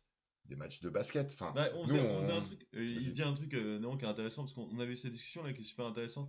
On revenait sur donc il dit non, il n'y a rien, on discutait avec Pierre de l'inutilité de la performance sportive. En fait, pourquoi on parlait de ça avec Néant? On discutait de ça parce que il y a eu dans l'e-sport, dans LoL, une recrudescence de personnes qui venaient voir des matchs. Pourquoi? Parce qu'un streamer connu du nom de Kameto a monté une équipe. Et c'est une équipe de Division 2, quoi. C'est comme si on regardait de la Ligue 2 en foot, quoi. Et cette équipe-là, il l'a montée en son nom avec un autre gars qui s'appelle Carmine. Donc Carmine et Kameto. C'est bon? Allez, on est reparti. Donc notre premier intervenant pour la question plénière, c'est Christophe Lamoureux. Christophe Lamoureux, qui paraît en 1993 La Grande Parade du Catch, une étude sociologique qui allait... Change de place pour l'occasion. Donc ce que je disais, donc je parlais de la K-Corp et juste on finit là-dessus. Non mais qui était intéressant, et donc je pose cette question parce que c'est la question que je voulais poser. Donc se dire que une petite équipe qui a... Enfin, donc, la question qu'on se posait, c'est est-ce qu'on regarde aujourd'hui, et par exemple, on le voit avec le rugby, l'évolution du rugby en tant que sport, par exemple, il y a 20 ans, les gars n'avaient pas du tout le même physique, c'est pas du tout la même intensité physique, etc. etc. C'est pas pour autant que le rugby n'était pas très regardé, très suivi, passionnant à l'époque. Et donc, on se demandait est-ce que la performance sportive définit l'intérêt qu'on peut avoir au sport, ou en fait, est-ce que notre intérêt au sport est complètement désaxé de la performance sportive, et donc du coup, notre intérêt au sport est juste porté par ce côté spectacle, en fait. Et peut-être qu'on a un début de réponse là-dedans, c'est-à-dire que, bon, bah, en effet, il y a des performances sportives de ouf, et ça met de la hype, mais en même temps, si les gars couraient le 100 mètres en 15 secondes, bon, bah, est-ce que ça serait beaucoup moins intéressant? J'ajouterais peut-être un élément complémentaire de réponse sur l'histoire de la CACOR. Je suis hyper d'accord avec toi sur l'effet spectacle. Enfin, la CACOR, c'est aussi, enfin, ils ont mis ils ont créé une hype, ils ont créé un spectaculaire autour de leur Ligue 2. À partir de personnes connues, voilà. quoi. Ouais. Mais il y a aussi le côté peut-être un peu affect, c'est-à-dire que moi, je vais jamais voir un match de foot, mais demain, si tu te mets à faire du foot, je sais pas, en division 2, machin, et qu'il y a des matchs à côté de chez moi, bah, je vais aller les voir, tu vois. Il y a peut-être le côté affect de dire, ah, il y a une équipe française, parce que la base des spectateurs, c'est des Français. C'est un nation, c'est un streamer français qui se fait, qui monte une équipe en division 2 et qui crée un truc autour de ça. Et je pense qu'il y a un côté affect aussi qui peut jouer sur pourquoi tu vas voir un match de foot si t'es pas spécialement fan de foot. Bah c'est soit parce que tes copains vont t'y entraîner, soit il y a soit c'est un super spectacle, soit il y a un affect en fait. Tu vois, tu sors avec le papa. Après, il y a une réflexion forte sur ce que c'est qu'un groupe. Par exemple, il y a une série de documentaires autour des derbies en foot en Europe. Ouais. C'est hallucinant l'ambiance qu'il y a sur un Everton. Ouais. Mais c'est impressionnant l'ambiance qu'il y a sur un Everton Liverpool. Nous on a vu les trucs Derby, c'est le foot anglais, je connais rien. Ouais. Derby, c'est des matchs entre deux équipes rivales. Et généralement dans le football, les équipes rivales sont des équipes soit de la même ville, soit de la même région, ou alors genre FC Paris, Saint-Germain, ou qui ont historiquement Real de Madrid, Paris, fait des choses. C'est parti, ouais. C'est Paris, ouais. Mais ce qui est intéressant, c'est que souvent ça double. Par exemple, Munich 1860, c'est les prolos. Bayern de Munich, c'est les riches. En Espagne, Real de Madrid, c'est le club du roi. Atlético Madrid, c'est le club républicain. Et donc, il y a ce genre de rivalité. Et ce qui est assez intéressant, aussi, en fait, au rugby, il y a complètement ça. Au rugby, ça va jouer aussi comme ça. Après, du coup, ce qui est assez intéressant, c'est que ça implique, on n'arrête pas de nous parler de la France, d'appartenance, tout ça, etc. Cette espèce d'appartenance un peu magique, non politique, viscérale, et cet investissement qu'on peut avoir. Enfin, voilà, dans le cadre d'un match de foot, elle est pas à mépriser, c'est important en fait, c'est dans la construction, et souvent c'est des constructions de famille, c'est le père et ses fils, ou le père et ses filles, la mère, il y a un petit peu de ça, il y a quelque chose de la famille qui se joue là-dedans. Nous, l'OM, c'est ça, quoi. Nous, c'est beaucoup plus le lien avec mes frères par l'intermédiaire de ce club que... Tu connais ce gars-là, toi, ou pas? Le gars qui citait le camp depuis tout à l'heure. Bromberg. Bromberger ou Bromberger, oui, Bromberger, c'est le sociologue du football. Ah, ok, d'accord. Il l'a cité 2-3 fois, je vais dire ça. Il y a eu des écrits, je suppose, sur la sociologie des supporters de football, les supporters de club. Ouais, il y a des choses qui sont sur eux. Et c'est... Alors, tu reviens sur la notion de groupe et la notion de nation. Moi, je trouve ça ultra intéressant aussi. Et je reviens encore sur l'e-sport. Moi, je me souviens, quand on suivait du StarCraft 2 à l'époque, un des trucs qui fonctionnait très bien dans StarCraft 2, c'était le fait de... Parce qu'il y a beaucoup de choses en club ou international qui n'ont pas forcément rapport aux nations, qui sont soit personnalisées, soit autour d'équipes de clubs. Et à un moment donné, dans StarCraft, ils avaient mis des équipes où il y avait 3 joueurs qui représentaient la France, 3 joueurs qui représentaient une autre équipe européenne, etc. La Corée, à l'époque, qui était ultra forte. Et en fait, ils se faisaient se combattre les gens en fonction de leur nationalité. Et ça a attiré énormément de gens et ça faisait beaucoup d'émulation. Et en effet, cette appartenance à un groupe, en l'occurrence le groupe c'est la nation, la France, la Corée, le Danemark ou je ne sais quoi, les États-Unis. Et ça amenait aussi du spectacle parce qu'il y avait de l'affect. Et du coup on est encore une fois entre le spectacle, l'affect, le sentiment de groupe et puis quand même la performance sportive. Parce que quand tu vois des gens jouer à StarCraft 2 ou des gars courir le 100 mètres, enfin c'est aussi des trucs que tu peux pas faire. Voilà. Il y a quand même aussi peut-être cette barrière là, et je voudrais revenir juste sur la performance et même sur le catch. Il y a quand même des choses qu'on ne peut pas faire nous. C'est-à-dire qu'on peut pas monter sur un ring de catch et catcher comme ils font. On peut pas, mais comme le film aussi, on peut pas jouer comme les acteurs font dans un film. On peut pas jouer au foot comme les gens qu'on regarde jouer ou courir le 100 mètres en 10 secondes. Voilà, il y a aussi quand même un truc sur là-dessus. Et après, même si ton équipe elle est à la rue pendant longtemps, voilà, il y a les Lensois, ils étaient là en D2. Enfin, il y a quelque chose. C'est assez compliqué le rapport des supporters vis-à-vis des performances de leur club. Notamment en fait le supporter qui est aussi un groupe et un acteur particulier en fait, qui existe. Le groupe de supporters, ça existe. Ouais, mais qui existe politiquement, juste, qui est un élément de pression structuré, organisé en association, etc. Et il faut pas oublier non plus, c'est pour ça, moi je pense que il n'y a pas l'histoire d'appartenir à la ville. Il y a l'histoire de Valérie, elle allait à Vichy avec ses amis. C'est une petite ville, Vichy, il n'y a rien à foutre. À Vichy, c'est une ville de vieux, quoi. Bon, bah, ils allaient dans un bar, après, ils allaient dans la salle de basket. Pardon, Vichy. Ils allaient dans la salle de basket, suivre la Jeanne d'Arc de Vichy, l'équipe de basket locale qui était en Pro B ou à l'époque. Et après, ils allaient en boîte. Et c'était un délire plutôt de sociabilité de jeunes, en fait. C'est les jeunes qui allaient ensemble. Nous, l'OM, c'est notre rapport avec notre papa. Maintenant, Valérie, c'est le rapport avec sa fille. Et vous voyez, je pense qu'on aurait tort de penser qu'il n'y a pas un truchement, en fait, dans le rapport à... Il y a une espèce d'encastrement de rapport de groupe, en fait.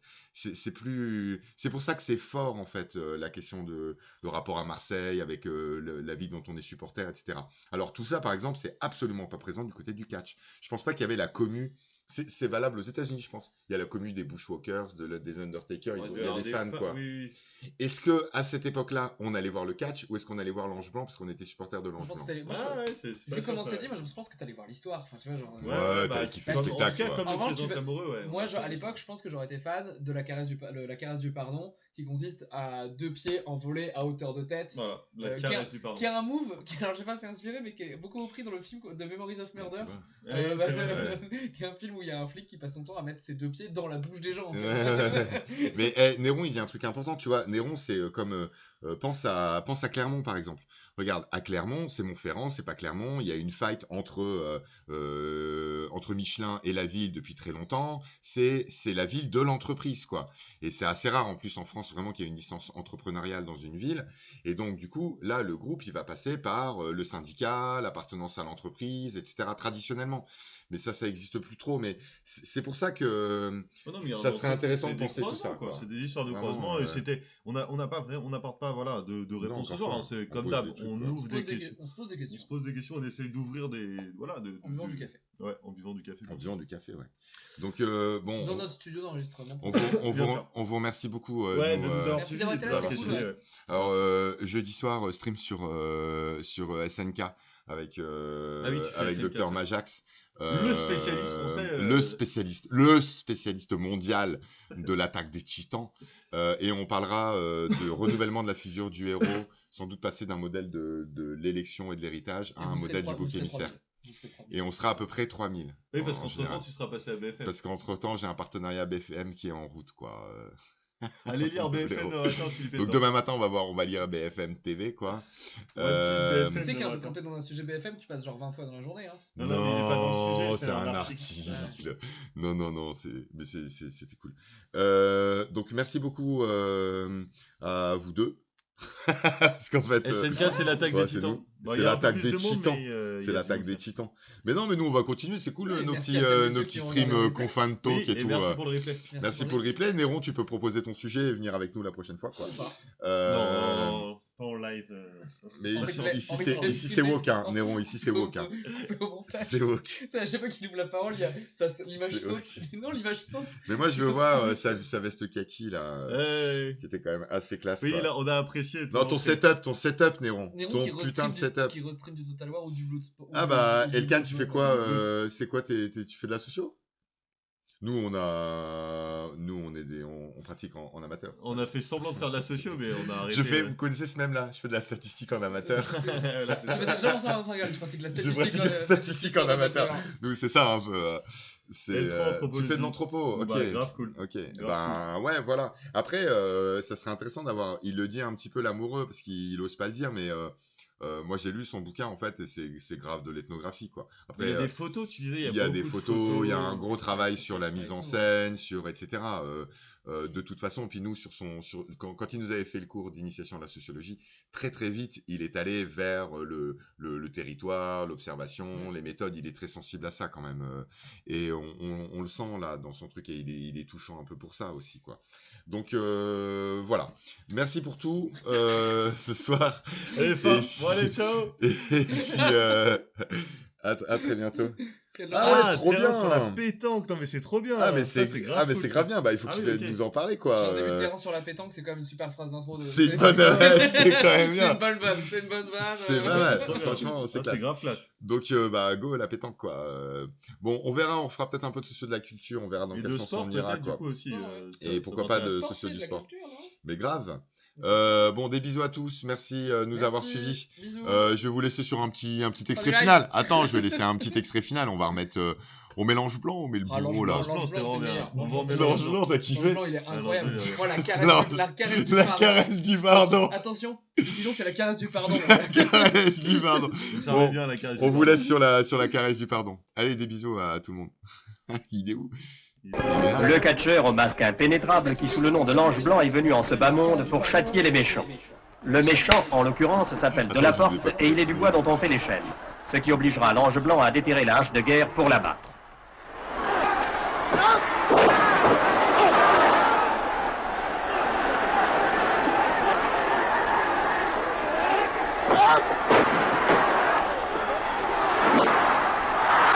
Malheureusement, Delaporte finit par sortir de ses gonds et l'ange exterminateur se laisse prendre au filet comme un vulgaire papillon. Mais la justice immanente veille, Delaporte se fait coincer par l'arbitre, je veux dire disqualifié. Et l'ange blanc, avant de reprendre son vol, effleure la face du méchant de la caresse du pardon.